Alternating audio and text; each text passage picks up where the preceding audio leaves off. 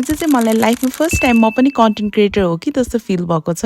यस्तो इभेन्ट त मैले लाइफमा फर्स्ट टाइम एटेन्ड गरेको र यति रमाइलो हुन्छ भन्ने थाहा नै थिएन। आउनुहोस् आज हामीले के गर्यो हेरौँ है त। So hey guys, this is me Isha and welcome to a day in my life. आज चाहिँ विकेन्ड भएर अलिकति ढिलो उठेँ। देन आफ्टर फ्रेस भएँ, शावर लिएँ र म चाहिँ बिहानको ब्रेकफास्ट खाँदैछु। ब्रेकफास्टमा चना, अन्डा, दुध र कुकिज खाएँ। देन आफ्टर हेयर ड्राई गरिदिएँ र म चाहिँ रेडी हुँदैछु। आज चाहिँ मलाई एउटा इभेन्टमा जानु छ, तर मलाई चाहिँ अलरेडी लेट भइसक्यो, सो हतार हतार रेडी हुँदैछु। एज रेगुलर गर्ने मेकअप नै गरिदिएँ, छिटो पनि हुन्छ।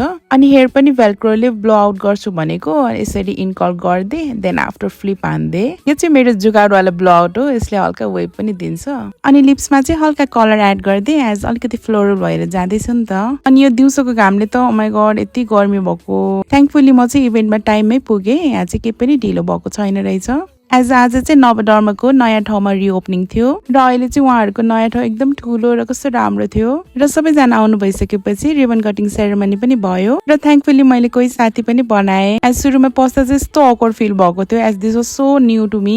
यसरी क्रिएटर्सहरूसँग सोसियलाइज कहिले पनि गरेको थिएन and they were so thoughtful कि बोरिङ नहोस् भनेर यस्तो सेल्फी बुथहरू पनि थियो। अनि फोटो पनि एकैछिनमा प्रिन्ट भएर साइन पनि गर्नुपर्ने थियो। अनि केक कटिङ सेरेमनी यताउति सबै सकाएपछि फुडहरू पनि खाएँ। It was so delicious. They are my new friends. Say hi. अनि त्यसपछि आफ्नो कस्टमाइज परफ्युम पनि बनाएँ। मैले कहिले पनि सोचेको थिएन यति रमाइलो हुन्छ भनेर।